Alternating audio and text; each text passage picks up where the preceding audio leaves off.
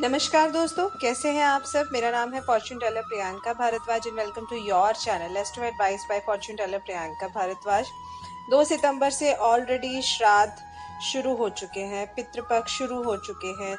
तो जैसे कि आप सबके क्वेश्चंस मुझको आ रहे थे कि पितृपक्ष है क्या, इनमें हम नए शॉपिंग कर सकते हैं या नहीं कर सकते हैं, और श्राद्ध कैसे किया जाता है और क्यों किया जाता है, इसकी वजह क्या है। तो सबसे पहले तो देखिए, धार्मिक मान्यता के अनुसार पूर्वजों की आत्मा की शांति के लिए हम उनका तर्पण करते हैं, उनका हम श्राद्ध करते हैं। श्राद्ध का अर्थ होता है श्रद्धा पूर्वक किया हुआ जो भी आपकी साधना है। श्राद्ध मतलब श्रद्धा, तो श्रद्धा से किया हुआ पूजन आपके पितरों के लिए, उसको हम श्राद्ध कहते हैं।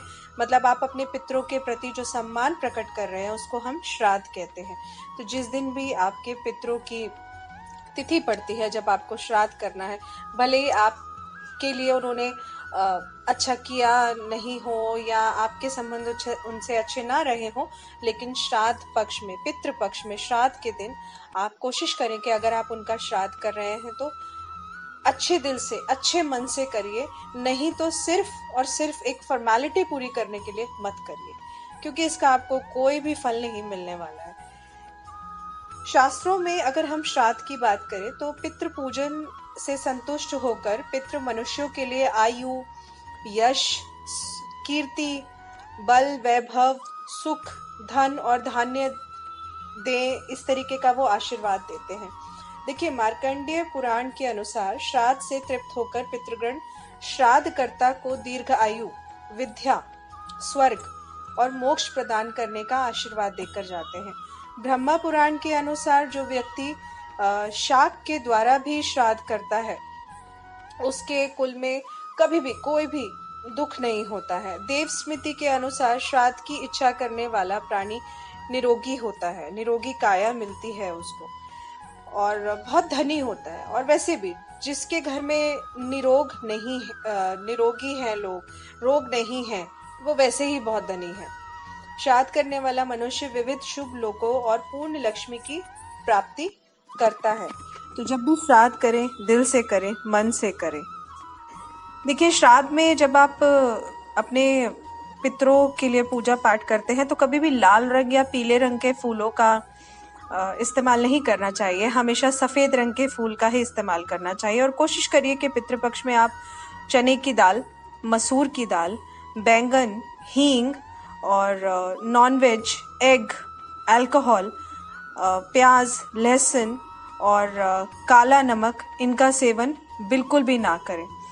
और ऐसी मान्यता भी है कि इस दौरान नए वस्त्र, नए कपड़े नहीं खरीदने चाहिए, नया घर नहीं लेना चाहिए, न्यू ज्वेलरी नहीं खरीदनी चाहिए। तो देखिए, ये वाली जो बात है, ये कहीं पर हमारे किसी शास्त्र में लिखी नहीं गई है, ये हमने अपने बड़े बुजुर्गों के मुंह से सुनी है, जिसका लॉजिक ये बनता है क्योंकि श्राद्ध के दिन दान पुण्य के दिन होते हैं, तो इसलिए कहा जाता है कि जितना हो सके दान पुण्य करिए। क्योंकि आप पूरा साल अपने लिए शॉपिंग तो वैसे ही करते हैं, लेकिन ये जो 15 दिन होते हैं, कोशिश करिए कि इसमें आप जितना दान पुण्य करेंगे उतना ही आपको ज़्यादा फल मिलेगा, तो इसीलिए कहा जाता है। तो अगर आप सपोज कुछ अपने लिए ले भी आए हैं तो वहम में मत पड़िए और दिल में किसी डर को मत बैठा लीजिए, क्योंकि कुछ लोगों का ये भी क्वेश्चन था। तो देखिए, अगर आप ले आए हैं, आप उसको यूज़ मत करिए, लेकिन कोशिश करिए कि आप खरीदना अवॉइड करें। लेकिन अगर वो लाए हैं तो उसका पूजन करके फिर आप उसको यूज़ कर सकते हैं।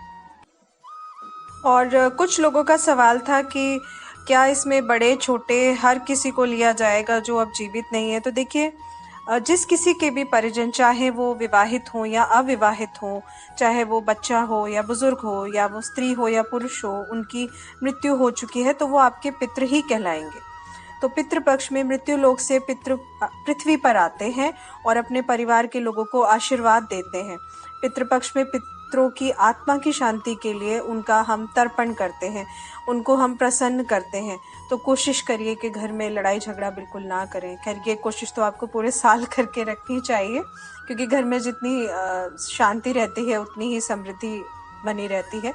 और कुछ लोगों का सवाल था कि श्राद्ध में हम नियमित जो पूजन करते हैं वो बंद कर दें करना। तो देखिए ऐसा नहीं है, आप जो अपने मंदिर की पूजा पाठ करते हैं वो आप करते रहिए। श्राद्ध कोई गलत चीज नहीं है। आजकल लोगों के दिमाग में श्राद्ध और पितृपक्ष को लेकर ना एक नेगेटिव धारणा सी बन गई है कि ये अशुभ दिन है, अछूत दिन है, इसलिए लोग बड़ा नेगेटिव सोचने लग गए। तो ऐसा नहीं है, ये भी वही शुभ दिन है और इनमें दान पुण्य करिए, अपने पितरों को याद करिए और उनका आशीर्वाद प्राप्त करिए। आशा करती हूँ जानकारी आपको अच्छी लगी होगी, और अगर कुछ और भी क्वेरी हो श्राद्ध और पितृपक्ष से रिलेटेड तो आप लोग नीचे कमेंट सेक्शन में अपनी क्वेरीज ड्रॉप कर सकते हैं। जय माता दी।